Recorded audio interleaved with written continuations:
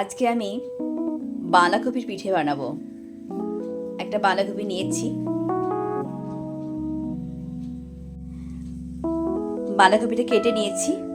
কেটে নিয়ে আমি প্রেসার কুকারে একটা সিটি দিয়ে সেদ্ধ করে নেব।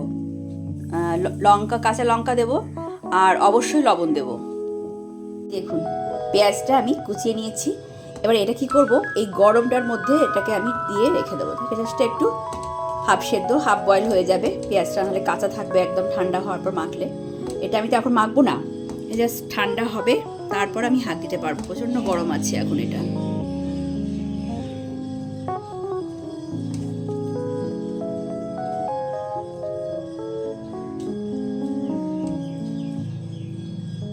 ব্যাস, এভাবে আমি রেখে দিলাম কিছুক্ষণ, ঠান্ডা হওয়া অবধি অপেক্ষা করব।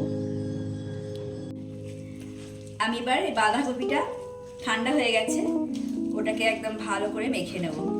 পেঁয়াজগুলো নরম হয়ে গেছে, ওর সাথে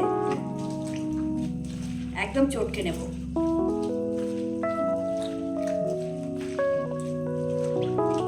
এইভাবে এবারে আমি এটা, পেঁয়াজ তো দেওয়া আছে, আদা রসুন আমি এটা সবই দিতে পারি, নিরামিষও করা যেতে পারে, শুধু আপনি আদা জিরে দিয়েও করতে পারেন।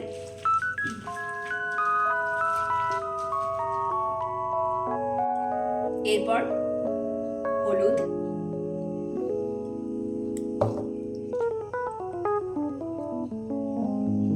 জিরে গুঁড়ো, আর আমি কিন্তু এটা তেল দেবো। এটা কিন্তু সর্ষের তেল দিয়ে পুরো পিঠেটাকে মাখতে হবে। এটা তেলটা পরিমাণটা বেশি হবে এটাতে। এটা আমি এবার মেখে নেব।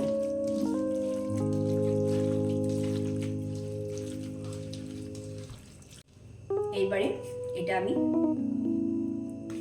চালের গুঁড়ো মেশাতে থাকবো।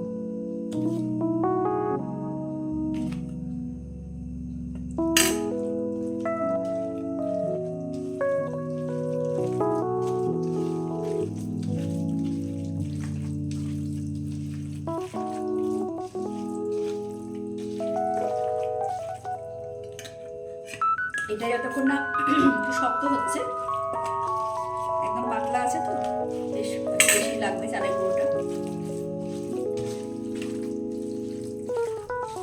এটা কিন্তু একটু মুখরোচক পিঠে হবে, বাঁধাকপি পিঠে। এটাতে আপনার আদা রসুন পেঁয়াজ ধনে পাতা আপনি সবই দিতে পারেন, সব কিছু দিয়ে পিঠেটা হবে। বেশি করে একটু তেল আর ঝালটা বেশ ভালো করে দিলে খেতে ভালো লাগবে। আজকে আমি শাল পাতার ওপরে দিয়ে পিঠেটা বানাবো। একটা শাল পাতা নিয়ে নিয়েছি, ওটাকে ধুয়ে নিয়েছি। এবারে এটার মধ্যে আমি একটু তেল ভালো করে দিয়ে দেবো। তেলটা একটু ভালো করে দেবো, তেলটা মাখিয়ে নেব পাতাটার মধ্যে।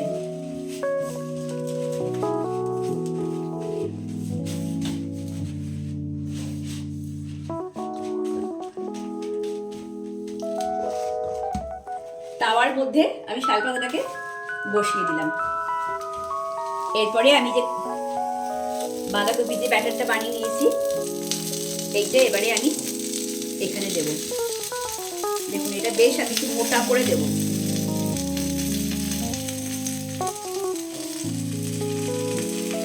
এটাকে আমরা বলি বাঁধাকপির পোড়া পিঠে।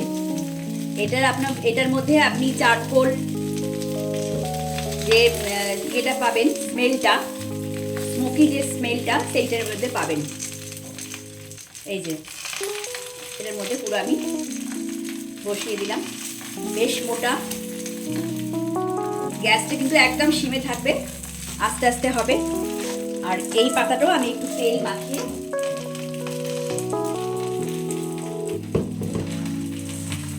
পাতা দিয়ে আরেকটা উপর থেকে ঢাকা দেবো, সেটাও আমি তেলটা মাখিয়ে নিলাম।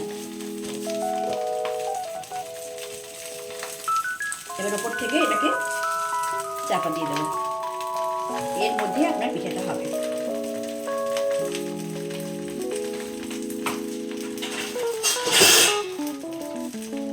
ওপর থেকে আমি ঢাকাটা বসিয়ে, একদম গ্যাস সিমে আছে, আস্তে আস্তে হতে থাকবে। আমি এবার ওপরের ঢাকাটা খুলে নিলাম।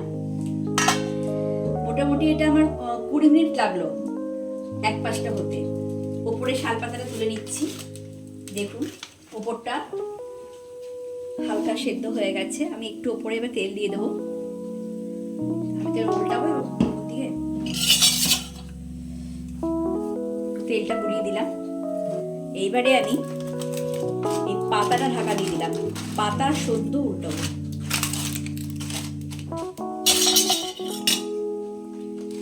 একটা অসাধারণ স্মেল বেরিয়েছে।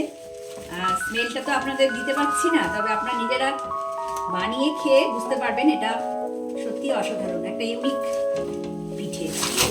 এই যে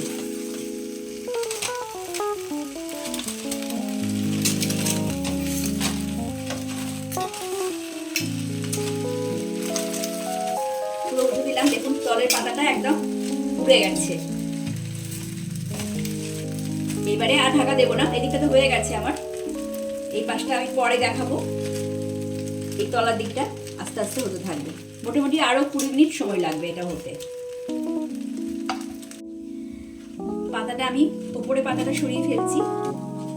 এই দেখুন পিঠেটা একদম এদিকটা হয়ে গেছে।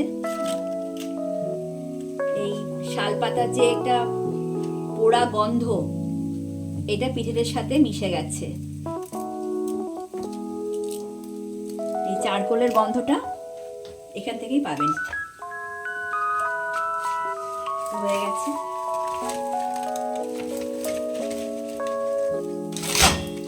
তলার পাতাটাও পুড়ে গেছে। পাতাটা আমি সরিয়ে ফেলছি।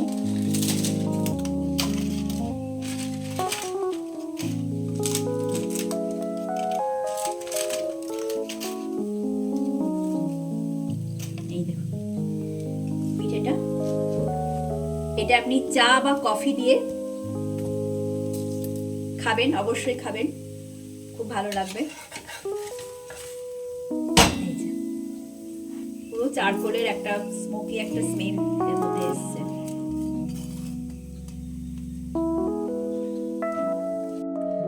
তৈরি পিঠে দুদিকটাই আমার ভাজা হয়ে গেছে। আর দেখছেন কিরকম ভাবে কতটা পুরো হয়েছে পিঠেটা। এবার এইভাবে ভেঙে আপনি জল খাবারের সাথে পরিবেশন করুন। চা, কফি, একটু ঘি দিয়েও খাওয়া যেতে পারে এটা।